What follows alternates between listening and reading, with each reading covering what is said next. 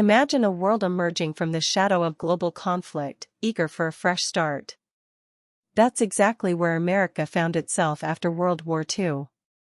Millions of soldiers were coming home, and the air was thick with a palpable sense of hope and possibility. People weren't just looking to rebuild, they were dreaming bigger, envisioning a future of stability, prosperity, and comfort. This collective sigh of relief and surge of ambition laid the groundwork for what we now remember as the iconic 1950s suburban ideal. It was truly a defining moment, fueled by an optimism that permeated every aspect of daily life. So, how did this grand vision actually take shape? A huge catalyst was the GI Bill of Rights, which is just wild by the way. This wasn't just about veterans' benefits, it was an investment in the future of the nation. It essentially funded education, allowing millions of returning servicemen to go to college and pursue professional careers. But perhaps even more impactful for the suburban boom was its provision of low-cost, government-backed mortgages.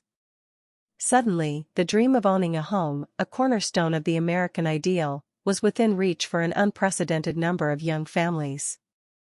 It was like a giant springboard into the middle class. And nowhere was this housing dream more evident than in places like Levittown.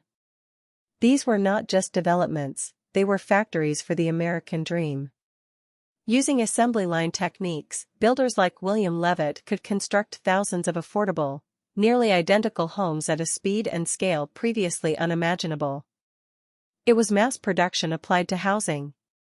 Suddenly, families could move out of crowded cities into spacious, detached homes with yards, a garage, and all the modern conveniences. It literally democratized homeownership, turning what felt like an unreachable luxury into a tangible reality for so many. Talk about a physical manifestation of optimism. Beyond the homes themselves, the 1950s suburbs were a true testament to burgeoning consumerism. After years of wartime rationing and scarcity, Americans were ready to buy, and industry was ready to sell. New appliances weren't just conveniences, they were symbols of status and progress. Washing machines, refrigerators, and electric ranges promised to lighten the homemaker's load, offering more leisure time. And, of course, the television wasn't just a new gadget, it brought entertainment and a shared cultural experience right into the living room. Cars, too, became bigger and flashier, representing freedom and prosperity. It was all about having the latest and greatest, living the good life, you know? With new homes and growing prosperity came a natural consequence: families. The 1950s saw the incredible phenomenon known as the baby boom. Couples, eager to start their lives and secure in their economic future, began having children at an astonishing rate. This wasn't just about demographics, it was a deeply optimistic act. Each new baby represented hope for the future, a continuation of the American story, and a testament to the stability people felt.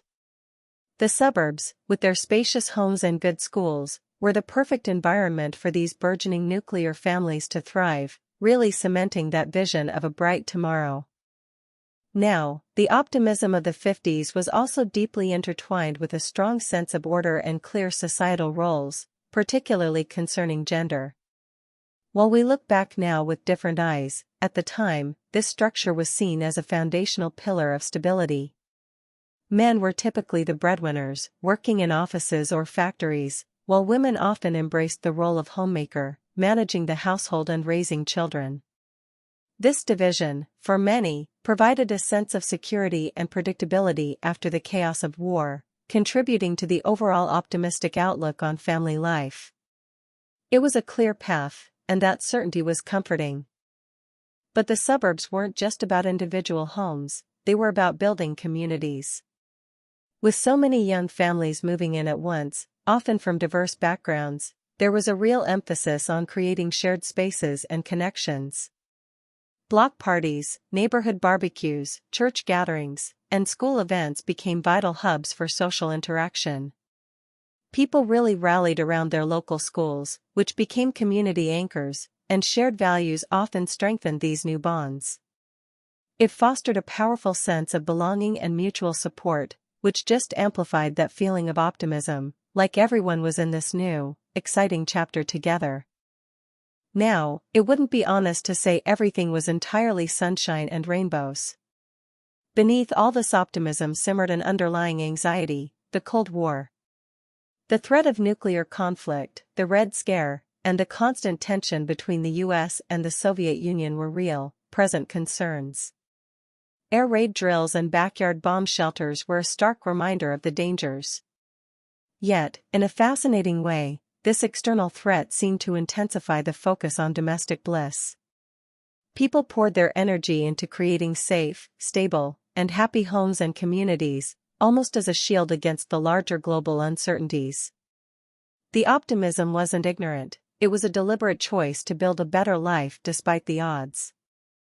Another subtle tension within the optimism was the pressure to conform, often dubbed keeping up with the Joneses.